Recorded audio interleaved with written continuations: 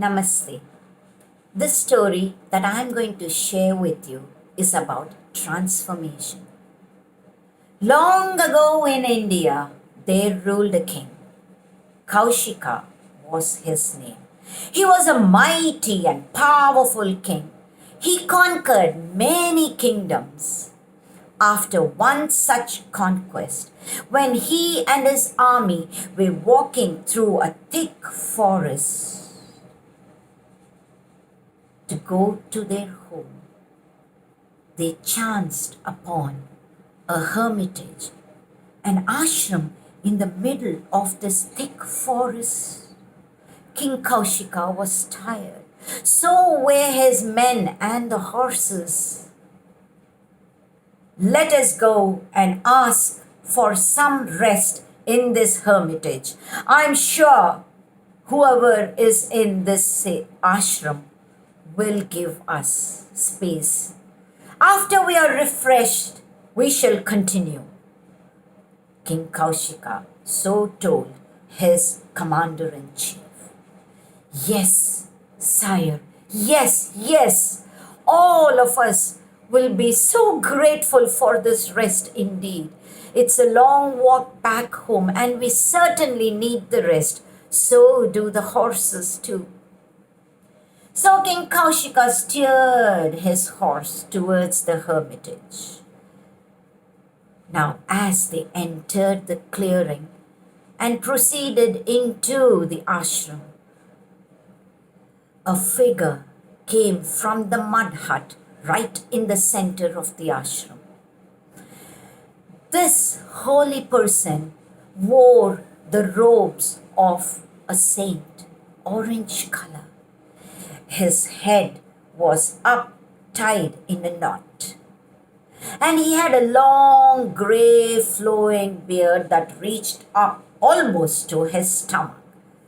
Big Rudraksha mala adorned his neck. Welcome, King Kaushika, said the sage, none other than the great sage Vasishta. King Kaushika immediately got off from his horse, as did his men. He bowed low, with his palms together.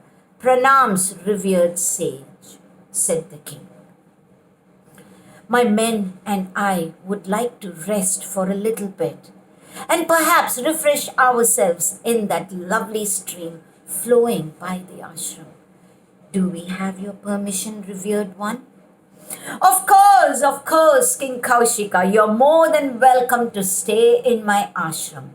Go and refresh yourselves in the river, and by the time you come back, I will have a meal ready for you. A meal? For me and my army? Yes, don't you worry about that. You will have food waiting for you, said Sage Vasishta. King Kaushika doubted that very much. But he looked to his men and he pointed to the river. That's it. Oh, with a cheer and a shout, the men scrambled. So did the horses towards that river. So did King Kaushika himself. Oh, the river, with her gurgling waters and the sun's rays reflecting off her surface like a million diamonds, the water was sparkling, was such a welcoming sight. They splashed about in the water, washed their faces, washed their horses, and even some of them drank that cool, pure water. They didn't care if they were wet. They knew the sun and the breeze coming in from the forest would dry them in no time. After they had their wash, they felt so refreshed. They got out of the river and they walked towards the ashram. Delicious smell of food wafted into their nostrils. They quickened their speed and whoa! Look at the spread of chapatis and rice, hot vegetables with gravy, without gravy, payasam, even puppets. The men fell upon it as if they had not eaten in days. And even King Kaushika had to lick his fingers. So delicious was the meal. Their tummies were happy. They had had their fill. And now King Kaushika went up to Sage Vashishta once again, folded his palms and said, Thank you. Thank you so much, revered one. But I'm curious, how could you, in such a short time, cook such a wonderful feast, so many dishes? We had the best meal in days. I really would like to know the secret. Oh, King Kaushika, said Vashishta. Oh, no secret, no secret. You know my daughter Nandini. She provides me with anything I ask her. Come on out, my daughter Nandini. Come, show yourself to our guests. From behind the ashram mud hut came the purest, whitest cow King Kaushika or his soldiers had ever seen. With her bells around the neck clinking and the anklets clinking, she came slowly towards her father, Sage Vashishta. Once she was close to him, she nuzzled her head against his grey beard. King Kaushika, meet my daughter Nandini, said Sage Vashishta, as he passed his palm lovingly over his daughter's neck and body. She gives me anything I want. You might remember Kamadhenu, don't you, King Kaushika? The all-giving cow who emerged from the churning of the ocean by the Asuras and the Devas? Well, Nandini is Kamadhenu's daughter. She was gifted to me by King Indra.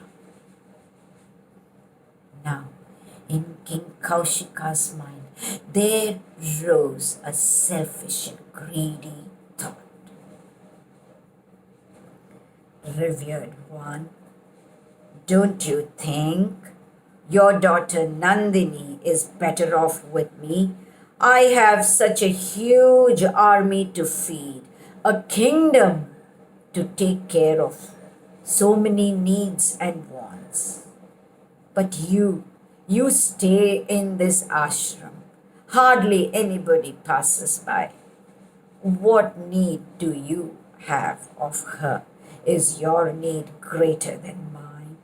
So I respectfully ask this cow Nandini be given to me.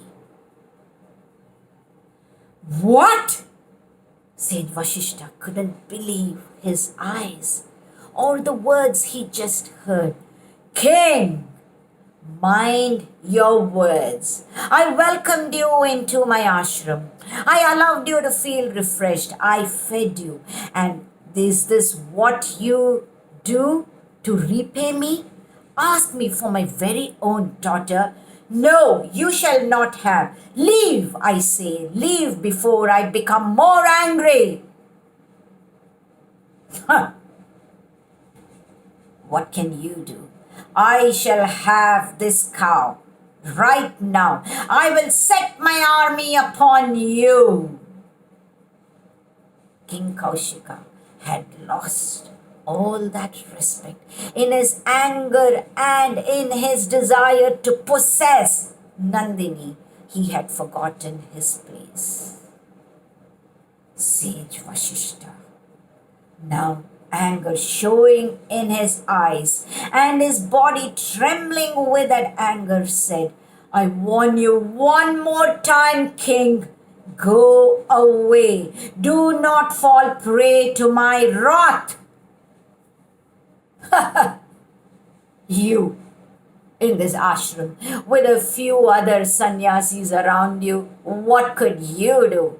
Men, I order you to bring that cow Nandini right now, and you may use force if the sage and the inmates of the ashram try to resist you. I order you, go now. The soldiers didn't like it one bit, but they were afraid of their king, because if the king decided, they could lose their heads, especially if they didn't obey him. And so the soldiers picked up their spears and their shields, and they advanced towards sage Vashishta. Vashishta looked at the army coming towards him, closed his eyes, and just uttered, "Oh."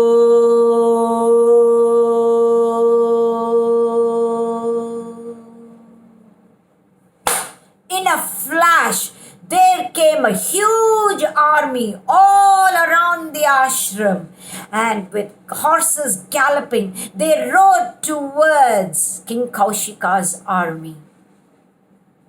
There was a battle. Then and there, at that very instant, in Sage Vashishta's ashram. But Sage Vashishta's army was so much more powerful than King Kaushika's army. They soon won the battle. Even King Kaushika had to run away, fearing for his life. He called upon his best friend, "Vamadeva, Vamadeva, help me," he said. And by magic, Vamadeva, King Kaushika's friend, appeared. King Kaushika, humiliated, looked at Vamadeva and asked, How could this be possible? How could my army, so brave, so many battles we have won. We have never lost even a single one, and yet that sage Vashishta could just by saying Om bring an army more powerful than mine, and so many of my men are killed, and I myself have run away. How could it be? How could it happen, Vamadeva? Tell me, you know everything, tell me. Oh, King Kaushika, you made a grave mistake, man, a grave mistake. That is Sage Vashishta, so powerful because of his severe penance over the years. He can do anything by just uttering the word Om. By just his yogic power, he can bring about anything. And you had to go and wrangle with him. You have to go and apologize to him. What? By just doing penance? That sage Vashishta could become so much more powerful than any human on earth? I have to become as powerful as him. That instant, King Kaushika decided to become a sage. So he left his kingdom and all his riches, his throne, and he went to the forest and began to do penance to Lord Shiva. Through the years, he meditated until he came out of the forest no more as King Kaushika, but now known as Sage Vishwamitra, friend of all in the world. All of you know Sage Vishwamitra. He was the guru to none other than Lord Rama and Lakshmana. Sage Vishwamitra is also known to have contributed so many hymns to the Rig Veda, the oldest of the Vedas. The Gayatri Mantra, the most powerful mantra, it is reckoned, in the world, was given by none other than sage Vishwamitra. This was the great transformation that the king Kaushika had when he went into penance and emerged as sage Vishwamitra. Yes, Vishwamitra became an equal to sage Vashishta, and years later they became very good friends. It is easy to transform oneself when one sets one's mind upon it. See if you can transform some of your ways that are not so good to better ways. I hope you enjoyed this story. Namaste.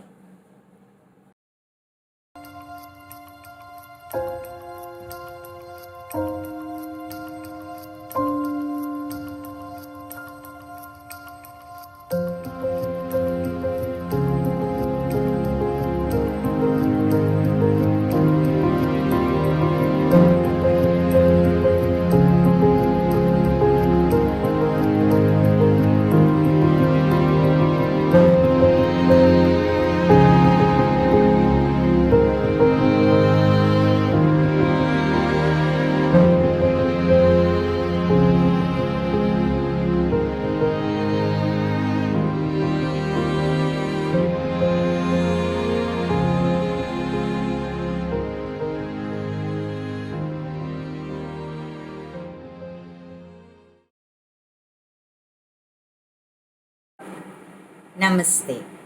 Today I'm going to tell you a story about light and darkness.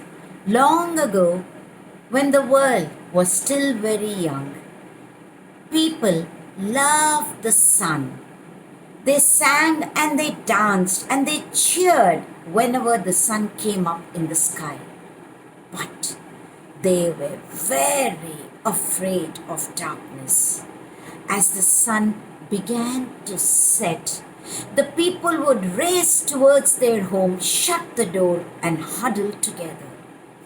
They would eat by the fire they lit in their homes to keep the darkness away, and in hushed tones they would talk to each other, and then they would go to sleep. Every day this continued. For many years it continued, until one fine year twins were born in the village, a girl and a boy. As the children grew up, the people of the village realized that they had some kind of a magical gift. Whenever they looked at the girl, they would feel happy and cheerful. But when they looked at the boy, they would sense a darkness and they were a little afraid of him. The girl, she could heal any wound. She could even set broken bones right. The boy, well, even though the villagers were afraid of him somewhat, he could calm anybody who was in trouble, especially when there was an injured bird, animal, child, man or woman, and his sister took some time to come to these patients. The boy could keep them calm until his sister came to heal them. As they grew older, an idea came into the people's mind. Why couldn't they ask the girl if she could stop the sun? Then there would be no darkness and they would never be afraid of darkness again. So they went up to the girl and they said, "Young lady, do you think you could please stop the sun for us? You know how scared we are of the darkness." "Well, I could try," said the girl, and she climbed up to the tallest mountain in the village, stood right at the top, looked up at the sun and said, "Sun, stop where you are. Do not go home." And she climbed down. Now, neither she nor the people knew if this magic would work. But it did. The sun just stood in the sky and the people jumped with joy and they kissed each other, they hugged each other. "Oh, we will never have darkness again. We need not fear darkness. We shall never be afraid anymore," they said to each other. One day went by, 2 days, 3, 4, 5, 6, 7, 8, 9, 10.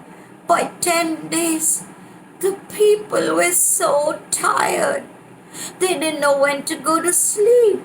They didn't know when to wake up. They felt hungry, they ate. But there was no sense of time. They were all the time tired. They were sweating, they were thirsty, and there seemed to be no end to the work because the sun was constantly shining upon them. They began to think, and they spoke to each other and said,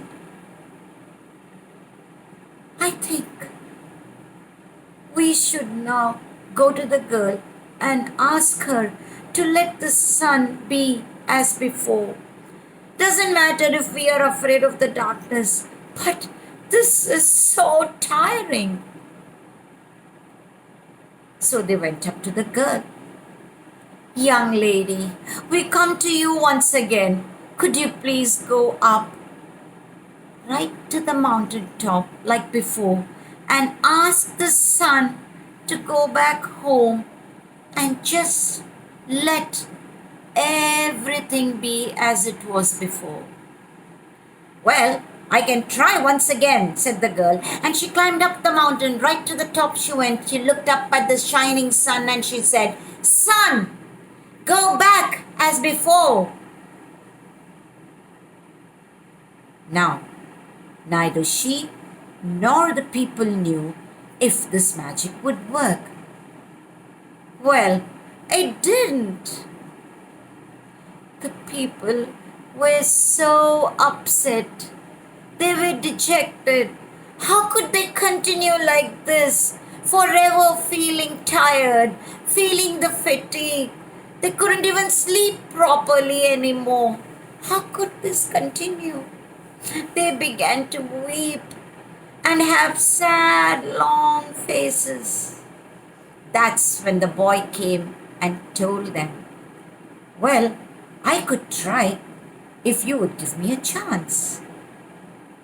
No harm in giving this boy the chance, they thought to themselves.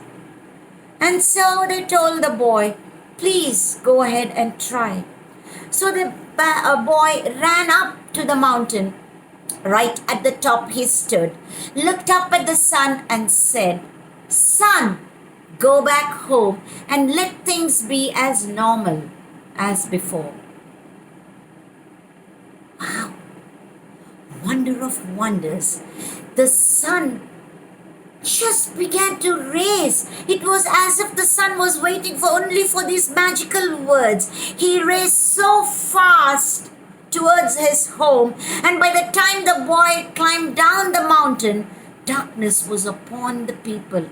People got scared. They did not expect this to happen so fast. So they began to run towards the house, and in that darkness and in that hurry, they thudded into one another. They fell down and stumbled. So many fell down. And one such person who fell down on his back looked up at the sky and yelled, "Hey, all of you, look up at the sky right now!" And people stopped. Men, women, and children looked up. Their mouths flew open. And for the first time in their lives, they looked at the night sky. Million twinkling stars seemed to smile at them from the sky. And the biggest smile of all came from that round, white, silvery moon. People realized they could see, for the moon was shedding its light upon their land. They turned to one another in wonder. They smiled.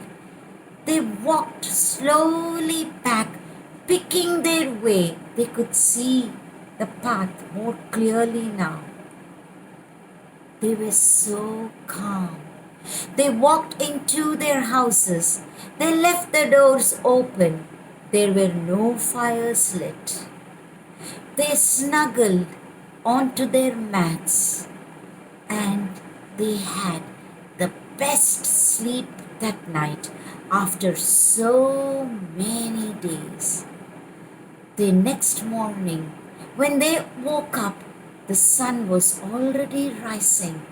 People came out of their houses, looked at each other, smiled, laughed, giggled. Then and there, people made up songs of the night. They began to love the darkness as much as they loved the light of the day. They also realized that nature had everything in perfect balance. So too in life. Everything is perfect when everything in our life is in balance. I hope you loved this story as much as I loved sharing it with you. Until next time, Namaste.